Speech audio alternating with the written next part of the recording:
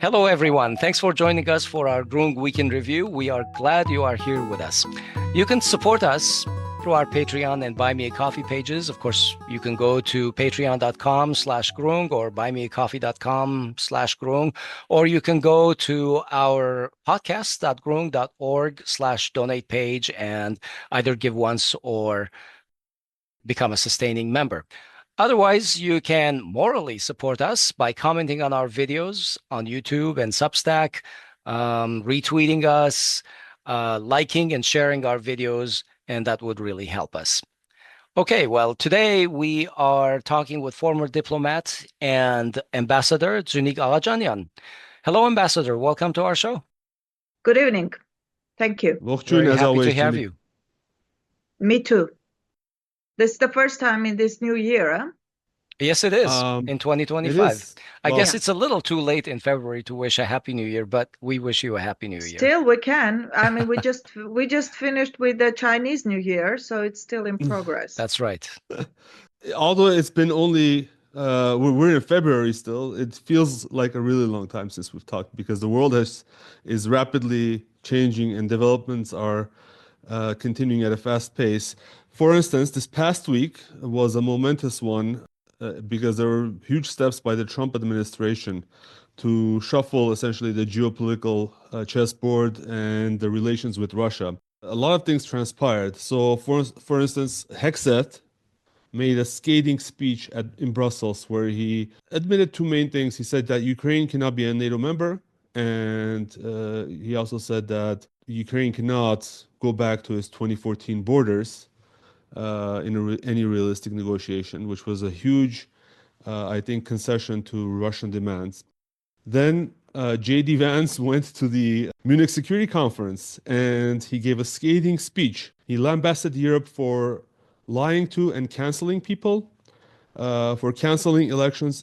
For instance, he mentioned Romania. He also conceded that the U.S. many times has been at the forefront of this policy of cancellation and restrictions on freedom of speech, but the main spotlight was on Europeans. And then Trump and Putin had a phone call. Trump summarized each call in a social media posting. We have the links, but it was all rosy. Of course, not everyone was happy. Not counting the Ukrainians, the Europeans were livid. Some made statements demanding a seat at the table of any negotiations between Trump and Putin. Macron, I believe, is proposing an emergency summit for Europeans to try to figure out, I guess, how to do something about these negotiations between Trump and Putin. And other Europeans cried.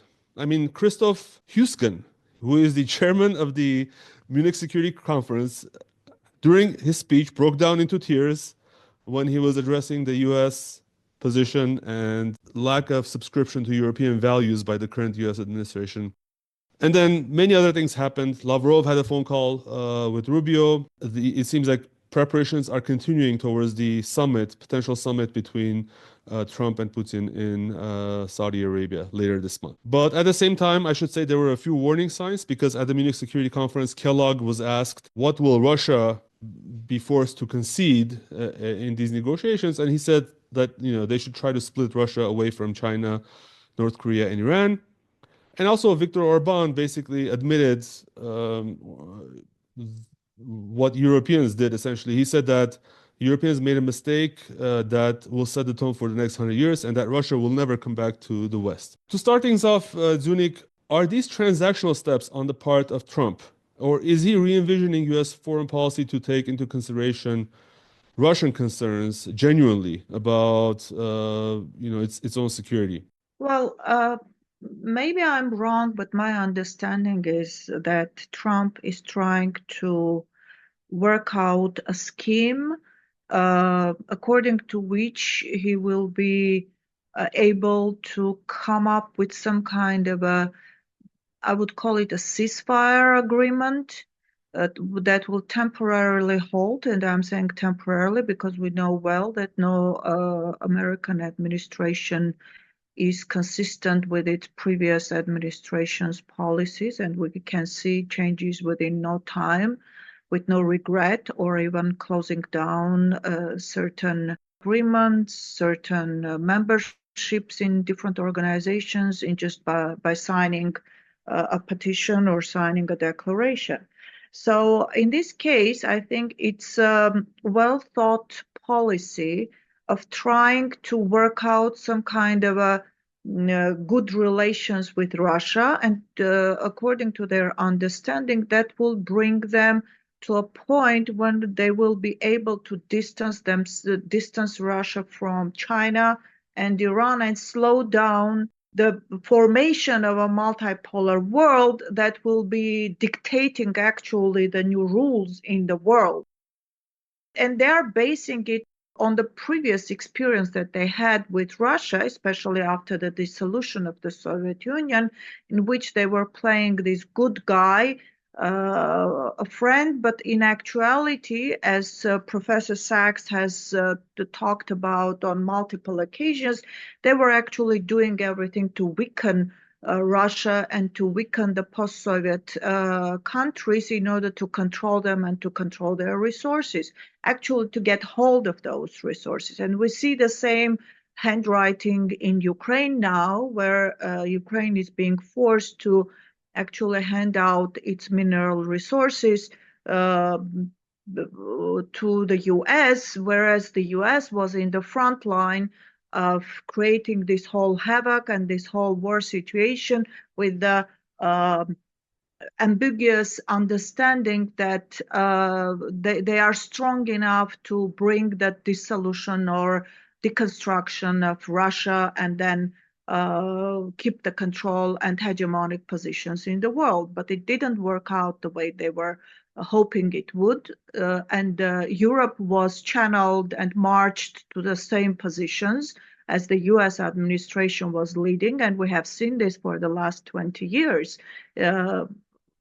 President Putin warned about it in this Munich conference in 2007, but no one was eager even to hear what he was trying to explain to the West.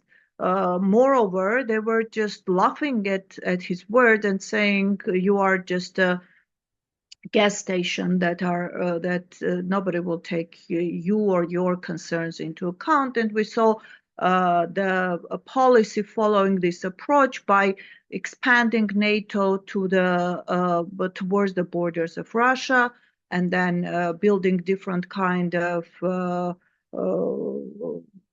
rocket stations and other military facilities around this border. And the last thing we saw was actually erasing all neutrality of the states that were acting as a buffer zone between Russia and NATO countries by forcing Finland and Sweden to join NATO.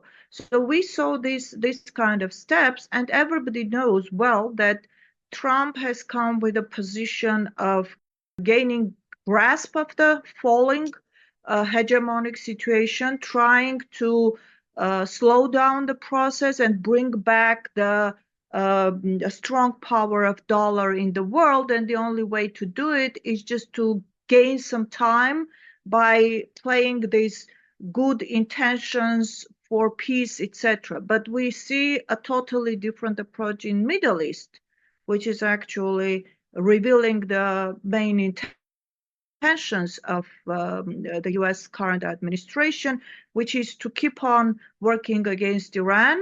And for that, they need to separate Russia from Iran and to separate Iran from China so that Iran would not get support. And they are thinking that their positive attitude will weigh over the relationship that Russia and Iran, Russia and China, China and Iran have developed during this sanctioning period and decade that they have worked together.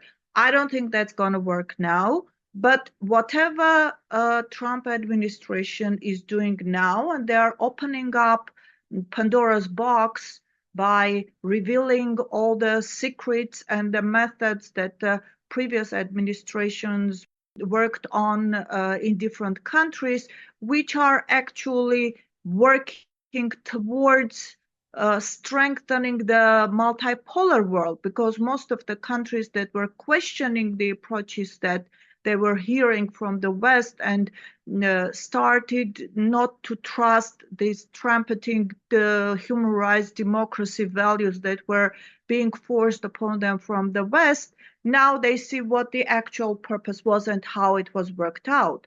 The Trump administration is currently trying to bring back the actual values that democracy stands for.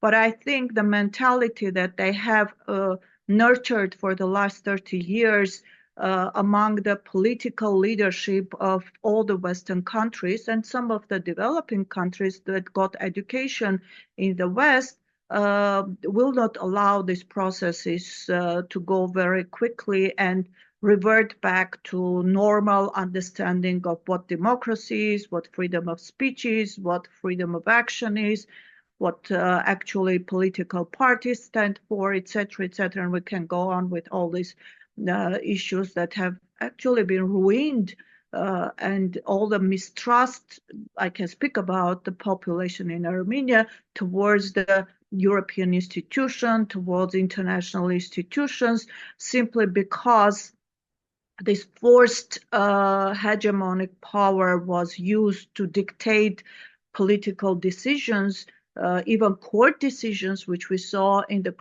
International Criminal Court decision, and to see this biased approach and hypocrisy in utilizing international law. This is not to the benefit of the Western understanding of its avant-garde position in the world. So we will see a lot of things coming out, but my understanding of this rushed rapprochement with Russia is to gain time to try to improve somewhat relations with Russia or to show some improvement of relations with Russia, with the hope that that will help them distance Russia from Iran and China. So if I'm not mistaken, I think basically the Trump administration is saying if you want to be relevant, then you have to foot your part of the bill, which is increase NATO spending, or else we will take the primacy in these negotiations, which is what's happening right now. And I think that European NATO allies are being asked to increase spending to like 5% of their GDP, and I believe only Poland is doing that right now. Is Europe ready to essentially dramatically increase its spending and essentially pay for its own security? Because right now, since 1945, essentially Europeans have been relying on the U.S. to provide their security, and we're seeing signs that the United States wants to change that. Well, it's another very dubious issue, because from one side you see demands coming from the U.S. current administration that European NATO countries should increase their spending, but on the other side we see that U.S. will not allow the Europeans to develop their own security system, which will be contradicting or which will be acting separately from the American, because the US is highly reliant on this political leverage that these countries bring to the NATO structure.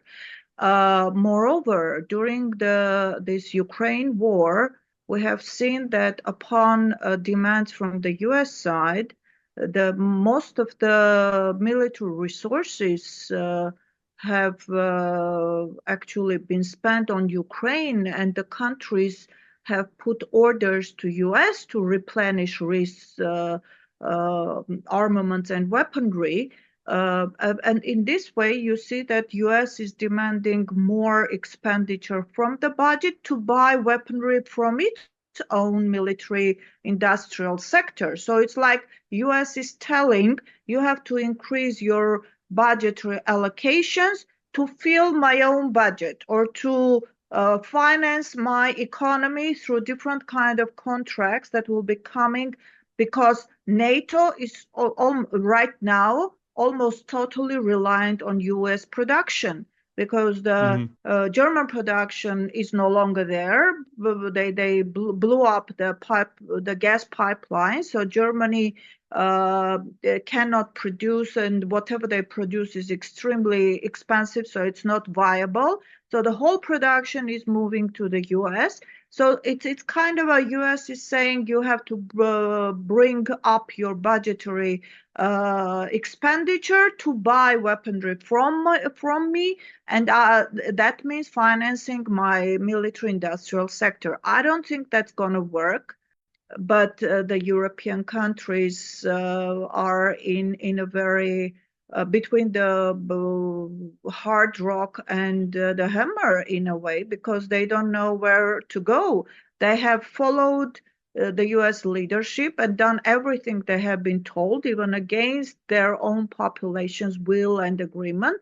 And now they are put in a situation where they either are left alone, and I don't think they will survive because of this whole economic devastation that the Ukrainian war has brought upon European economies, and the political leverage or political role that Europe had has been nullified exactly because of the US positioning and US role in this whole Western policy making and decision making structure.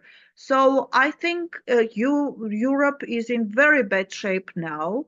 And I have told that European Union, I'm not sure it will survive as a structure, because most of the countries will be forced to think about their own survival. And for that, they will start drawing back resources from the European structures, which will weaken the whole union as such, and then try to work out some kind of a scheme of building new relations with Russia or building new relations with the developing world in order to survive and supply their own population with benefits that they have promised them when they were elected. So it's a very dangerous situation for Europe, and I think that's why most of the Europeans are in shock, because they have seen the same kind of attitude of developing countries being used as a scapegoat, but they never thought that they would be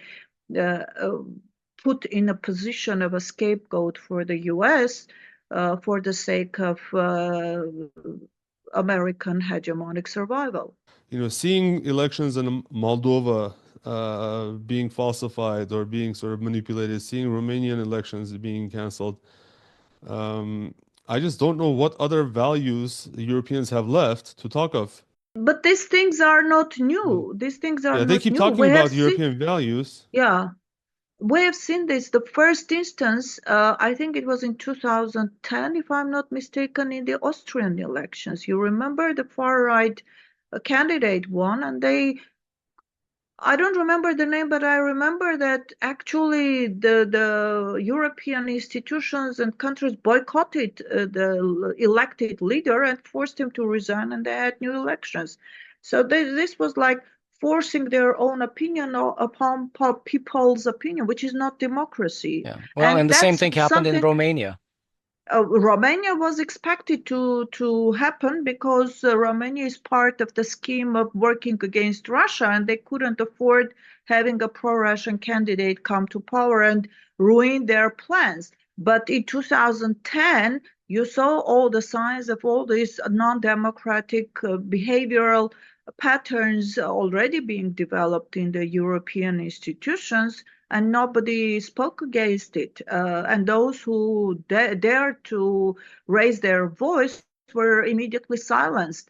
But now we see the same thing being raised by Vance in front of the European leaders in Munich. And I liked his approach towards security, that you cannot speak about world security if you are not secure in your own society with the understanding and the values that you declare and you put forward as part of the behavioral or state patterns that you work on. So I think that his understanding of shared civilization is very important. But I don't think that most of the media paid attention to what he was trying actually to pass as a message. Rather, they focused on the fact that he was trying to teach Europeans a lesson on democracy. He was not trying to teach a lesson. He was trying to awaken them to the mistakes that they have made and which has brought to the degrading prestige of the West as the leading power in the world in the sense of advanced rights and democracy. So this is something that we have to get from his speech, but I don't think that most of the people looked into the message that he was transferring. Rather, they suddenly realized that they are being left alone on their understanding of how to go forward with the devastation and the disaster that they created in Ukraine and the impact that it had on the mainland Europe. Yeah. And going back to Trump Russia, do you really think that the US will be able to split Russia from its BRICS, other BRICS members? I don't want to say allies because I keep being told that BRICS is not an alliance, but and also North Korea, which is an ally. And that's what Keith Kellogg was essentially stating. I mean, is he hallucinating? I don't think the US will succeed. Of course, they will try, but I don't think they will succeed because, as I explained, the times have changed and the understanding of the real intentions of the West have also changed in the political representatives of the developing world, especially during the last 3 years, with the manner and pattern of action that we saw from the West, with all this almost dictatorship of their will that was being forced upon the rest of the world. And I don't think they will be able to split Russia, China, and Iran from the BRICS, or BRICS will fall. I don't think so. But whatever will come out as a positive result from this attempt is at least opening up the communication line between these two major powers in the world, and in the future probably helping to get a better understanding for the future world order, which will come through a pain, I am sure, because I don't see a very deep understanding of the situation in the US administration currently, based on what they think they know. But I think they, over the time, being hurt and hit by the realities on the ground, they will have to revisit their own understanding approaches and followed by that policies, which hopefully will bring to a better and more dialogue-based world communication between the countries than we have seen during the last 10 years. Okay, let's turn our attention to the Middle East for a moment, where things are equally tumultuous. Trump has proposed a Riviera of the Middle East in Gaza. Actually, I heard him say that he personally will own this, so I'm not sure if he means for the United States to take this over or it's going to be Trump who's going to take over and put up a Trump Tower. So that's interesting. In Syria, Turkey appears to be consolidating its capture and now control of the Syrian government. And the maximum pressure campaign is continuing in Iran. Earlier, you mentioned about how America is putting pressure to the right and to the left so that they can isolate Iran. And one of those things that happened was that they revoked the sanctions waiver on Chabahar, I think, in direct contravention to the INSTIC, the International North-South Trade Corridor, that is going to bind India with Russia and Europe, essentially, through Iran and the South Caucasus. And finally, in tough talk, actually, the Trump administration's perspectives on what's happening in the Middle East continue because Marco Rubio, in his press conference with Netanyahu in Jerusalem, said that everything that is threatening peace in the Middle East is because of Iran. So, two quick questions. Are the Jordanians, the Egyptians, the Saudi Arabians really going to accept the dispossession and ethnic cleansing of Gaza and the Palestinians? I mean, Gaza first and then the West Bank, which every day there are people who are being evicted from their villages in the West Bank and settlers are coming in their places. And number two, is this policy of increasing pressure on Iran going to work actually?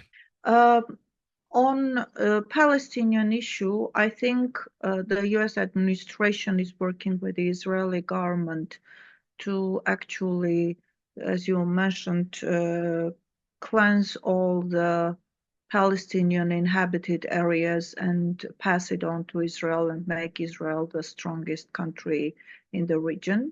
And I think their hope is that they will be able to eventually build the big Israel that they hope on the map they will achieve. And that's one of the reasons we saw immediate capture of Syrian territories by Israel.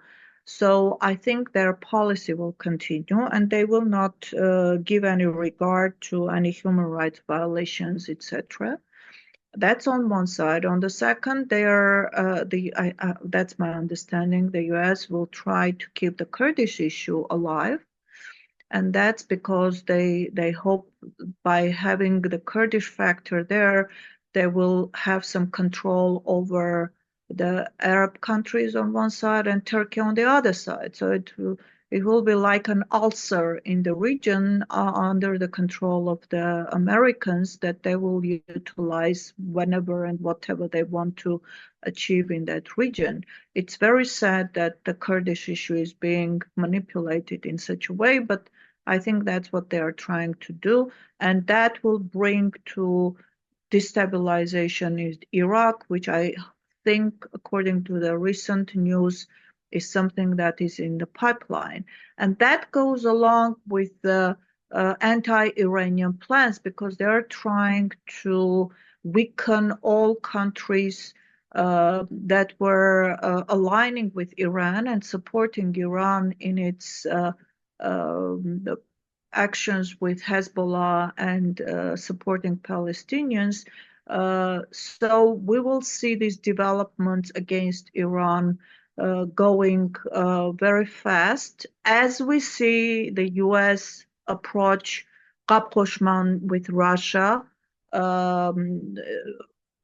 developing. So on one side, they're going with their plan to eventually close down the Iran question. And on the other side, we see that they are building a stronger and bigger Israel, which will be the hammer in the Middle East. But I don't think that will work the way they understand because that's bringing the disappointment and disagreement from the Arab countries, and even those countries that have lined up with U.S. or supported U.S. or at least were silent when the U.S. was taking action or Israelis were taking actions and had done nothing to stop the fall down of Syria. Eventually, they will have to revisit their policies, and that will not be to the benefit of Israel or the U.S. presence in the region. And we will see those developments in the coming months. I think we will see those till probably September. The coming 6 months are very, very important and very dangerous for the region. Let's come to Armenia, Dziunik.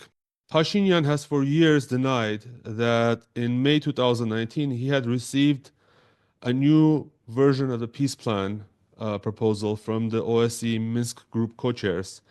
The denials were so ridiculous that even one of the co-chairs, I believe with the agreement of everyone else, Popov, the Russian one, published a statement contradicting Pashinyan. And just to remind our listeners, the plan continued to be based on the Madrid principles and proposed giving Azerbaijan 5 of the buffer regions that Armenia had captured or Armenians had captured in Artsakh, And in exchange, Artsakh or Karabakh would have the right to hold a referendum on self-determination.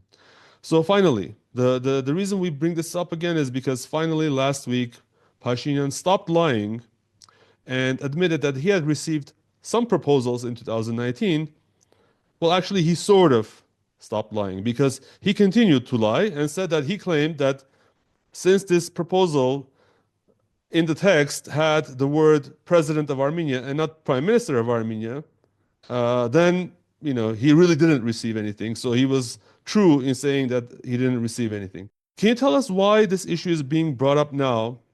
What is significant? And I'm assuming that it's Pashinyan and his team who are able to dictate the agenda. Why is this in the public agenda right now?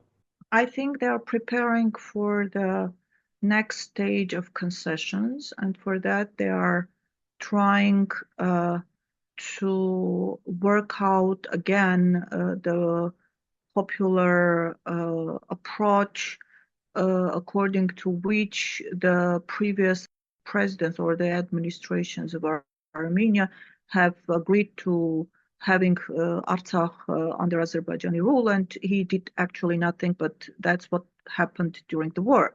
So the thing is that nobody believes anything he says anymore. And for those who have ever been part of any negotiation, even the fact that the foreign minister was having an 8-hour discussion with Azerbaijan or anybody else was obvious that it was a negotiation. You don't go and drink tea for 8 hours with somebody and then come out and say, oh, we had nice discussion, or we were talking about God knows what. So everybody knew that there were negotiations going on. It's just he didn't want to accept the negotiation fact because his main idea and his commitment was to give up Karabakh and to give up under some kind of a pretext, and the pretext was the war. So now when he's preparing for the next round of concessions, he's preparing the ground and he's bringing up issues to divert the discussion from the main things that will be happening, which is part of the giving some territories in the north, Boskepar and others, and the so-called exclaves, which have no legal ground for that, and also for opening up the so-called Zangezur Corridor, which is also connected to our previous question that is relating to Iran. So I think this expedited work that still the British, Turkish, Israeli parties were working on against Iran is in progress, and he's being forced to give his agreement on allocating the road transportation rights to whomever that will be helping the transportation of heavy weaponry through the Armenian territory, helping Azerbaijan in its military actions against Iran that is supposed to come in the foreseeable future.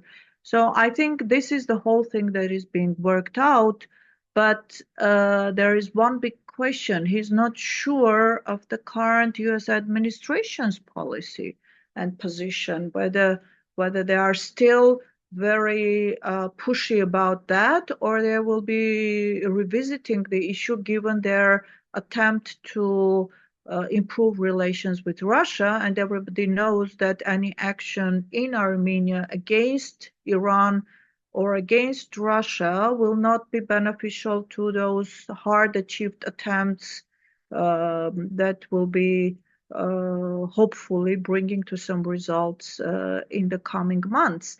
So I think we will see some delays in these projects, but that's the main idea. They are trying to bring up issues and these unclassified or declassified documents that were speaking about the exchange of territories in Mehri in the 90s and beginning in the end of 90s during President Kocharyan period that ended up in Key West, and they never actually wanted to release the Key West proposal because then it will negate all the argumentation that they are trying to push into people's minds in an effort to justify their actions. So I think this whole thing is a pile up of all these issues that they are trying to work out now because they are under pressure to achieve something. But I think things are moving to a different direction, and they are not certain of especially the US position. And now currently with Europe in havoc, they will be lost in understanding whether they will get support in keeping their ruling positions, or they will be sacrificed too once they give up another part of Armenia, and then you have popular discontent that will swipe them off from their positions. So this is something that is keeping them from very quickly acting on it.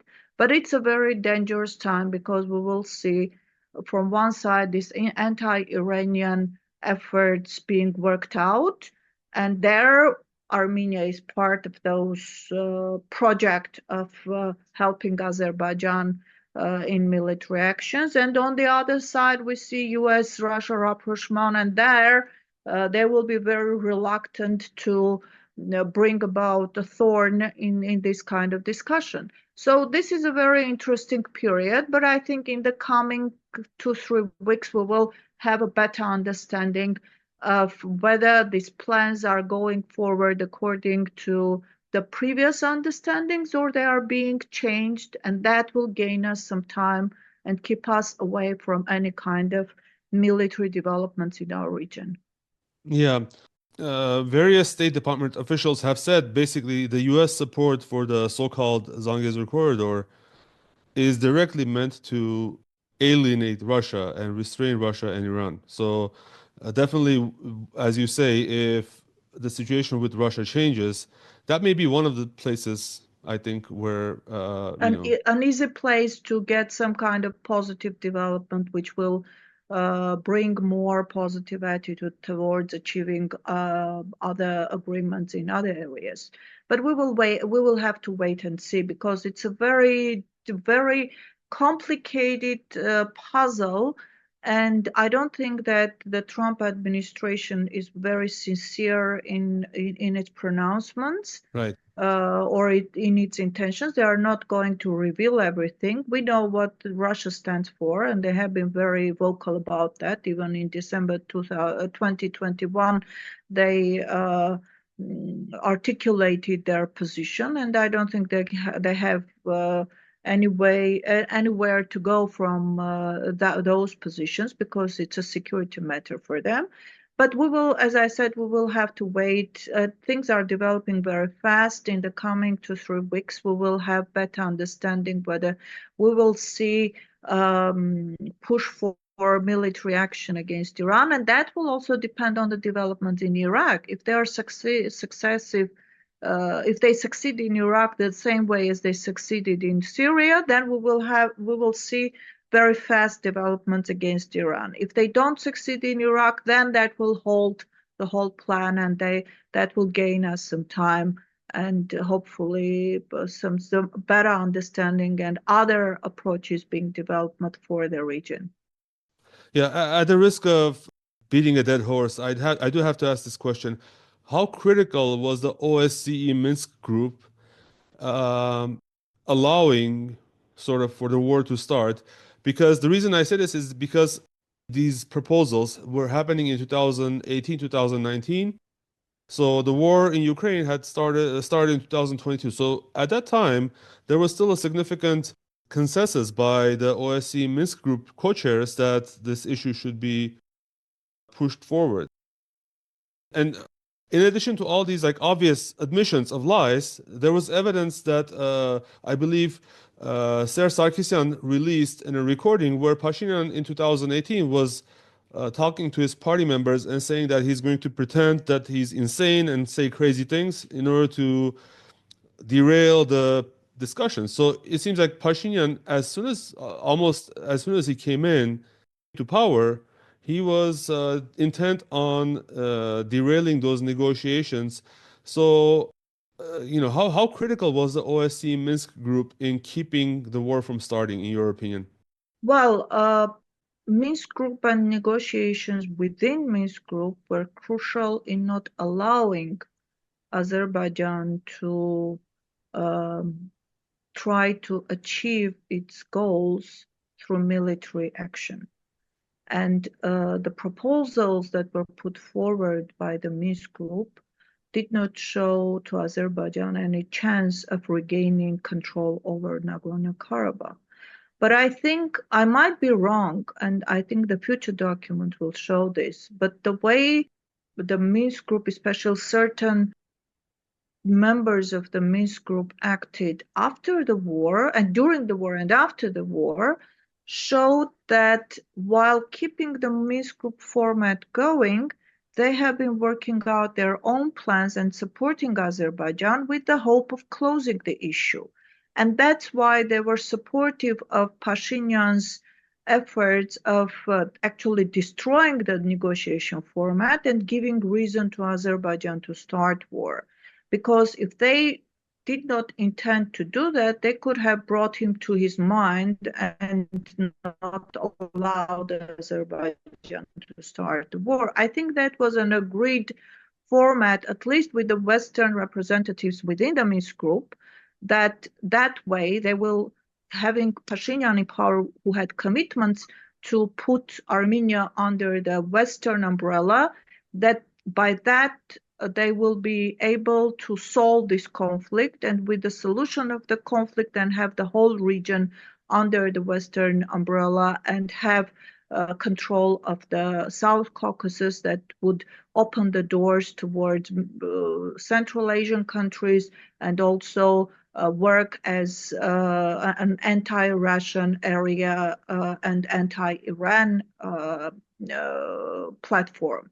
So I think by comparison, we can compare it to the Minsk agreements with Ukraine, that on one side they kept the Minsk agreement format and negotiations there, but in actuality were arming Ukraine and preparing Ukraine for the war against Russia. And with Armenia, the Minsk group, certain members of the Minsk group were working within the Minsk group, but on the other hand, feeding, supporting, and arming Azerbaijan, and charting the plan for the recapture of at least some part of Nagorno-Karabakh. And that brings me to the letter that this Pashinyan sent to NATO Secretary General in June of 2019, which they claimed it was a false letter, but the developments later on showed that whatever was described there actually was achieved. And in that, the whole plan was to create some kind of an internal destruction in Armenia, and under this pretext actually draw back the army from the border lines, kind of leaving Nagorno-Karabakh defenseless, and then that would mean helping Azerbaijan to start war against Karabakh, and apparently not helping, and Azerbaijan being able to regain it. So I think on one side, as I said, we saw this negotiation process that was keeping the war away because there was something to discuss, and the members of the Minsk group did not allow any kind of the long, devastating developments in the region until they had somebody in power who was following their own dictate and their own plan. And there we saw very quickly that the negotiation format fell. The plans that were presented were not presented to the public, and there were lies spread around, which was very questionable to us. So those who have been following the negotiation process, were part of the negotiation process, it was not like the negotiation process we have seen before. So it was understandable that something was being cooked behind the scenes. And this something was actually agreement to give Karabakh to Azerbaijan.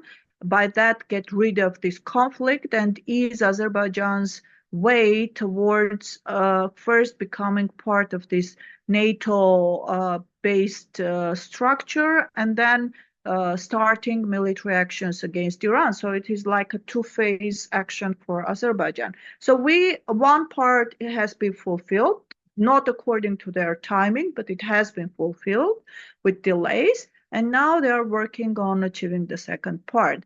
With the Trump administration, they are still eager to work on Iran and to achieve destruction of Iran. So I don't know where in this whole plan now Armenia will be put. So that's a big question.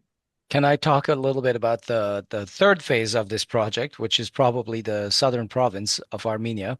Because until now, Pashinyan has been saying that any kind of an Azeri corridor, their Zangezur Corridor, cannot exist if it encroaches on Armenia's sovereignty. In fact, they argued that they gave Karabakh away so that Armenia could keep Dziunik. Yeah, that was their main argument. Argument that they brought into the public at the time. On the flip side, of course, they've been telling Azerbaijan that they want to give them so-called simplified procedures, quote unquote simplified procedures, saying that closed cargo Azeri travelers through Dziunik will not be checked.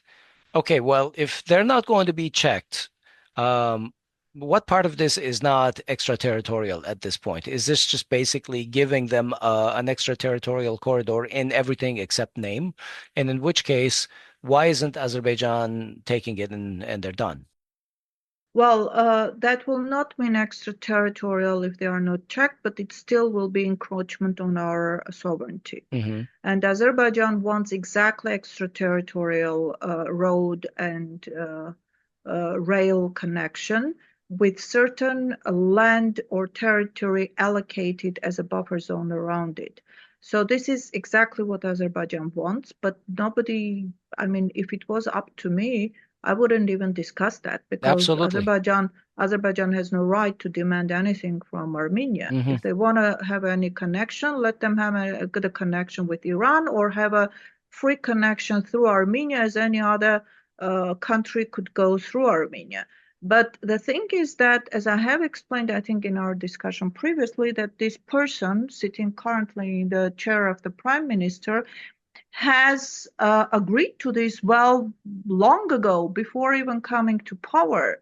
And now he's trying to work out some kind of a way of fulfilling it. Mm-hmm. But the thing is that especially the Russian and Iranian disagreement on that is complicating the situation. According to his understanding, this area was supposed to be gained during the war on Karabakh in 2020, but it didn't work out the way they were expecting, because first our soldiers fought in the war, not allowing it to finish according to their understanding within 7 or 10 days. And secondly, the Russian army was standing in the around Mehri area, not allowing any Azerbaijanis to enter Armenia. Mm-hmm. So this is something that, of course, the current government is not eager to speak about, the support that the Russians gave by simply not standing there, whereas the Armenian army was pulled out of this area.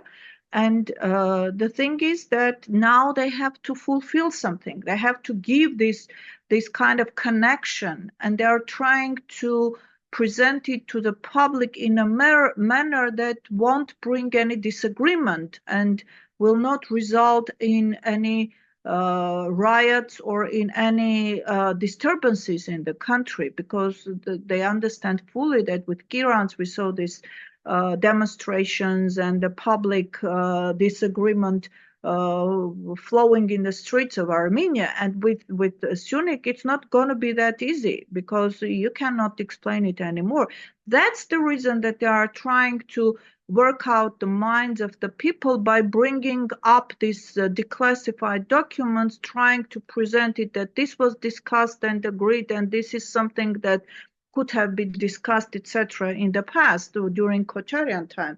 But as also President Kocharyan stated in his press conference today again, any discussion of any matter in the negotiation is valid when it becomes a document in the form of a proposal. And the only thing that came as a result of those discussions was the Key West document, according to which Nagorno-Karabakh joined Armenia with, if I'm not mistaken, a 20 or 25 kilometer wide corridor through Lachin area.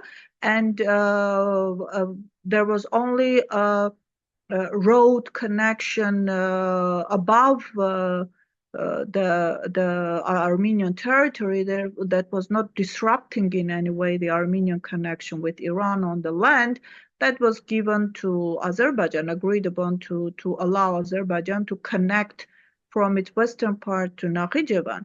And that's the reason why this current government is very reluctant on disclosing the Key West agreement, because then that will negate all his attempts of justifying in any way giving any rights to Azerbaijan. There's very little that they are saying that's trustworthy as far as I'm concerned. There's nothing that they are saying.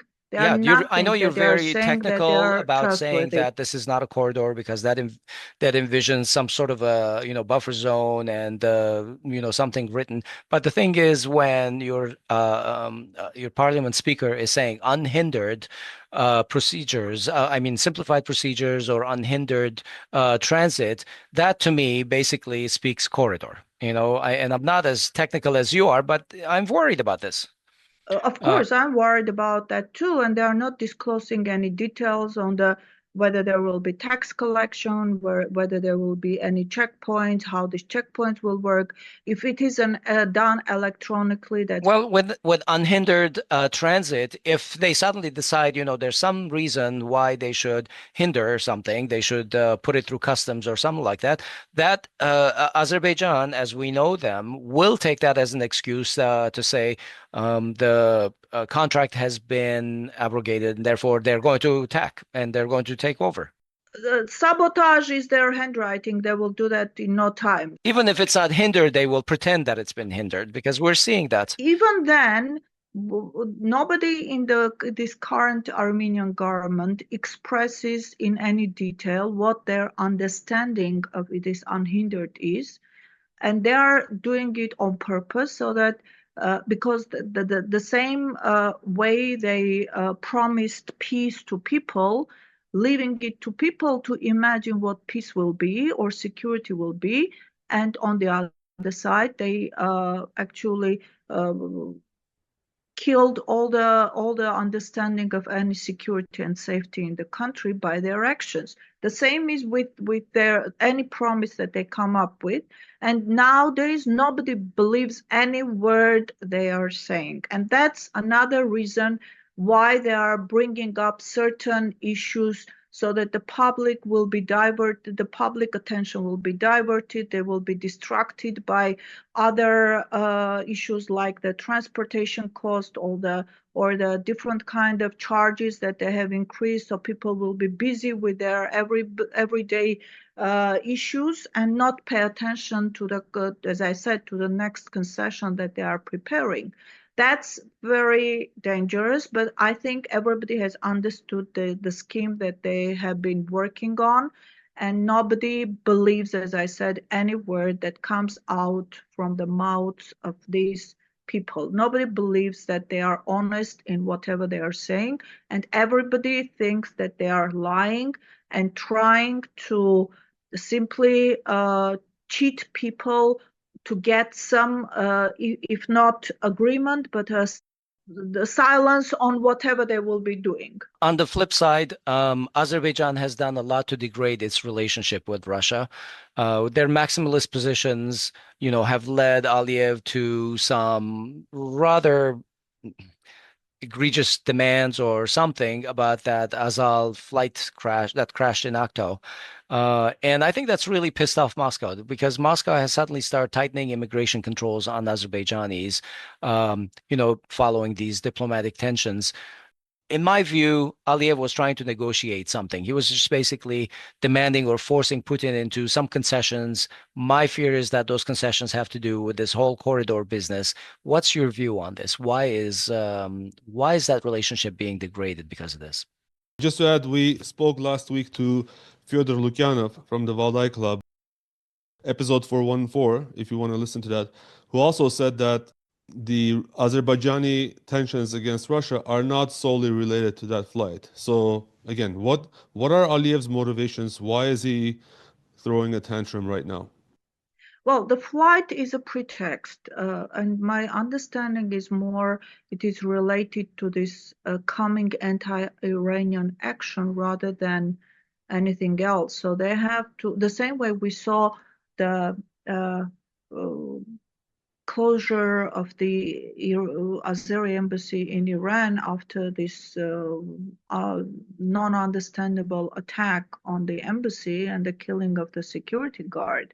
So I think it's a Western pressure that Azerbaijan has to act somehow, and it is trying to create this kind of artificial situation in which it will justify its anti-Russian policies in a way, preparing for the probably military actions that they will be starting against Armenia, in which, of course, Russians will be involved.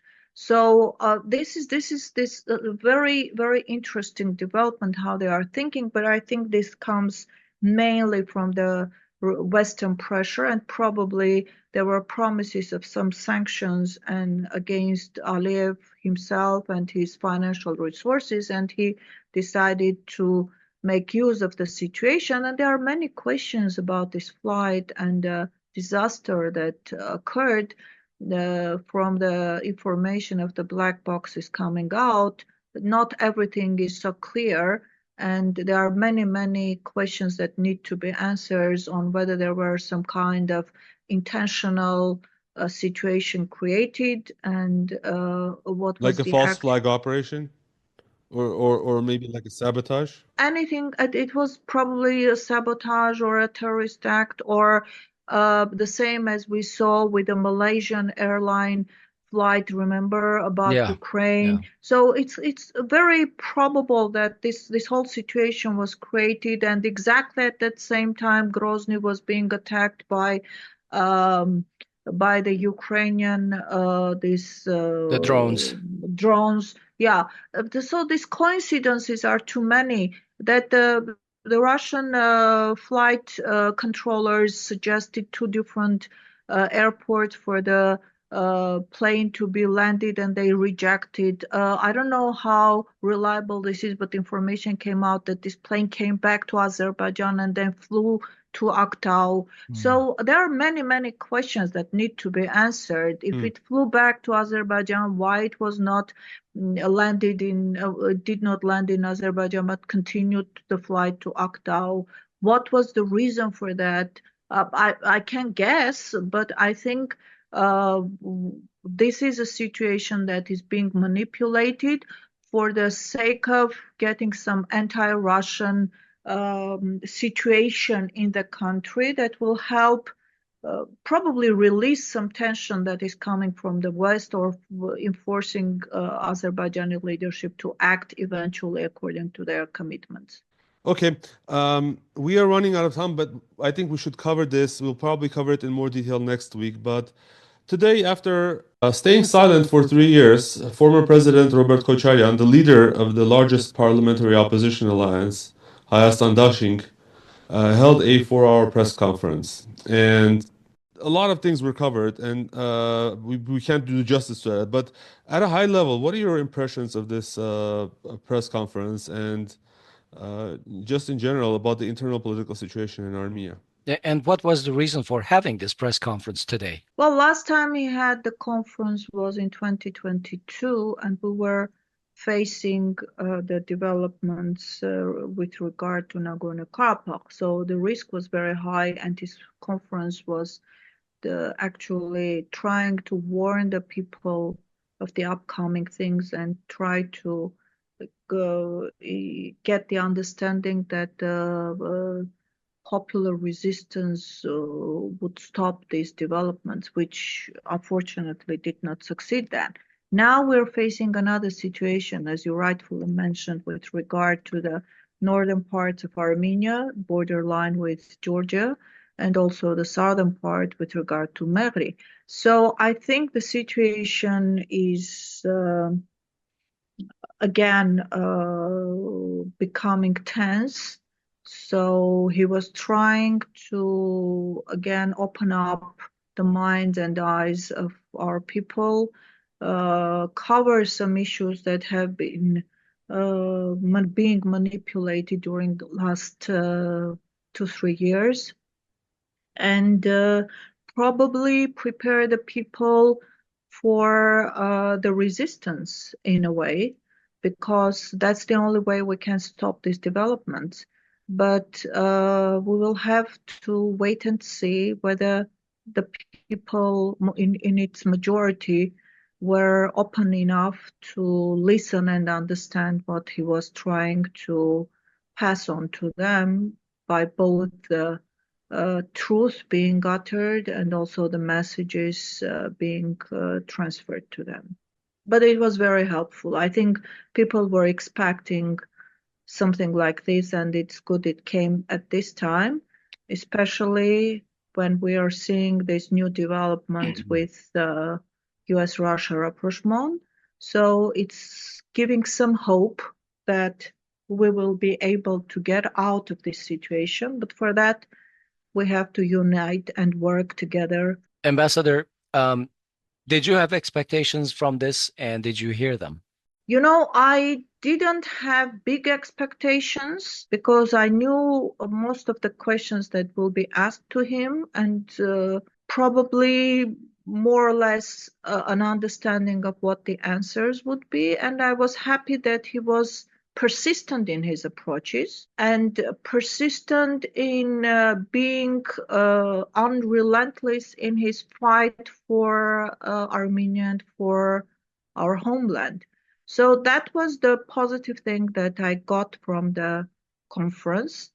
As for the questions, I was happy to see that the journalists were open enough and were not shy about asking even some very harsh questions, which is something that is needed, because you don't need a kind of a theatrical performance, but you need a open and honest discussion, and that's something that I saw in the press conference. That was and very let me say, useful. in complete contrast with the Pashinyan press conferences, which are completely staged. The questions are essentially, he gives the questions that he wants to be asked.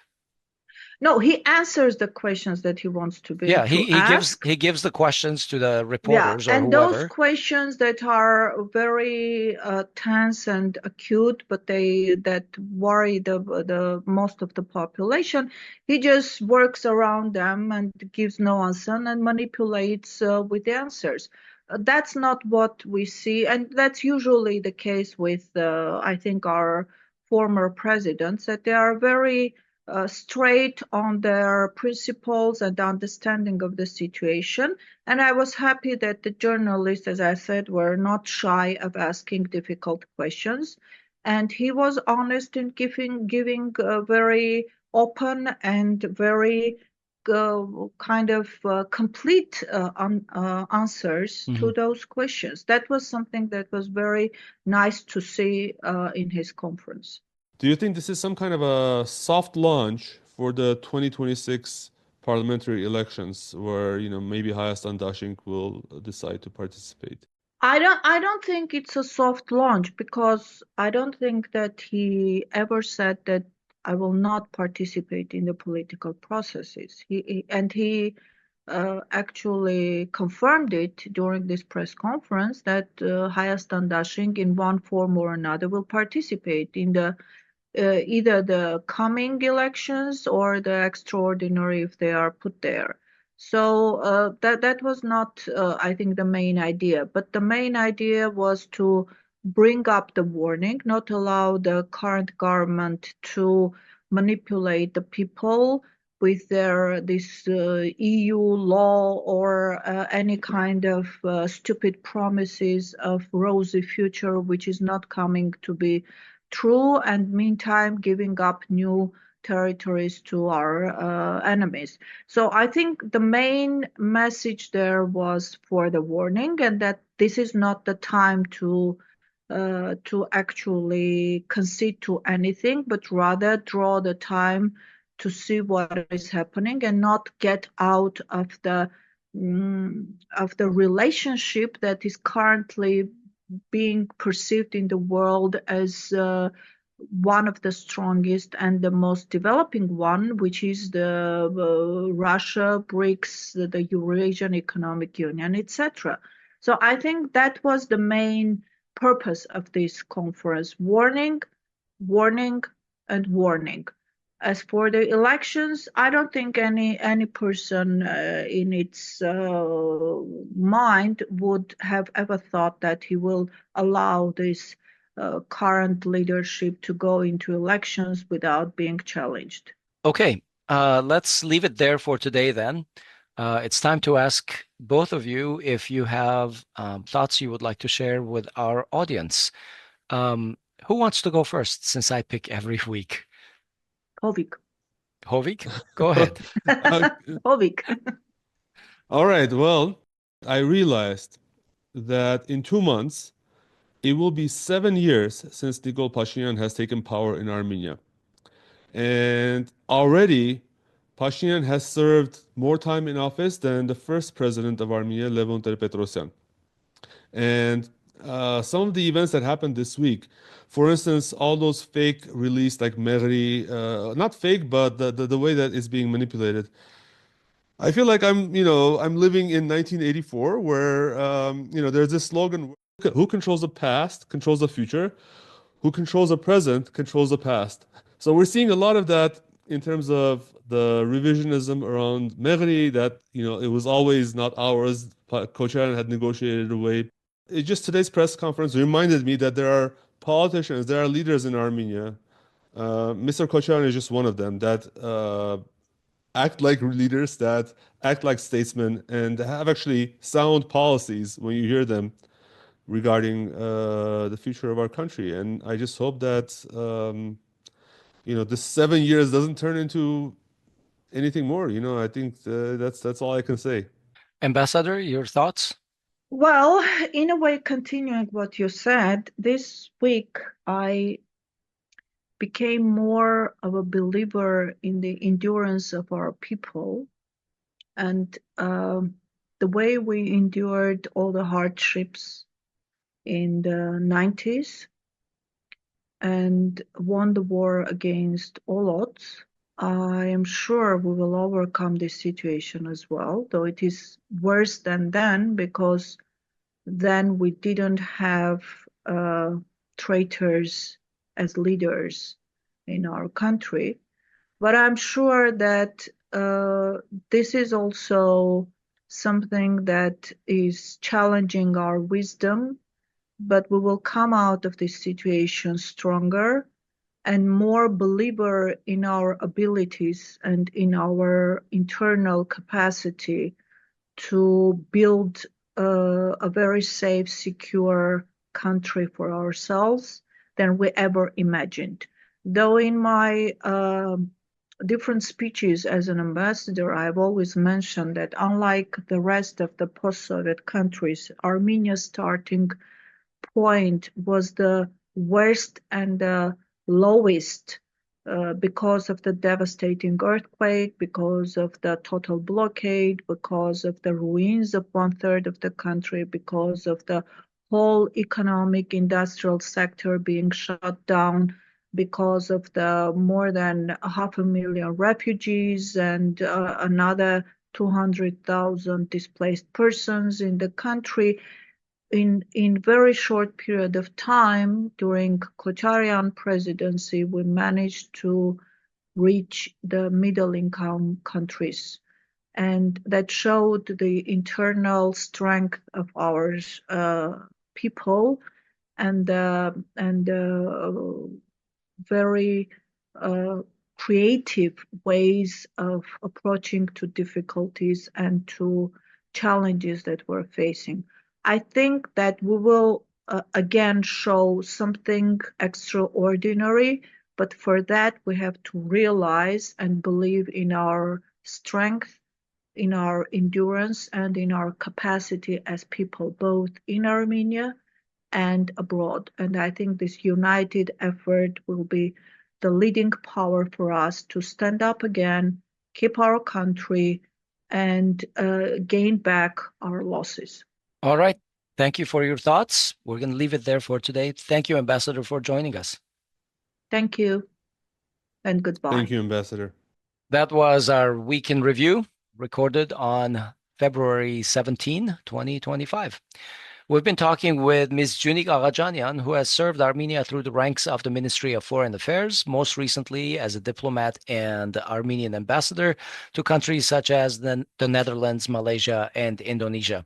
She received her education at Yerevan State University, Columbia University in New York, and Uppsala University in Sweden. I'm Asbed Bedrossian. And I'm Hovik Manucharyan.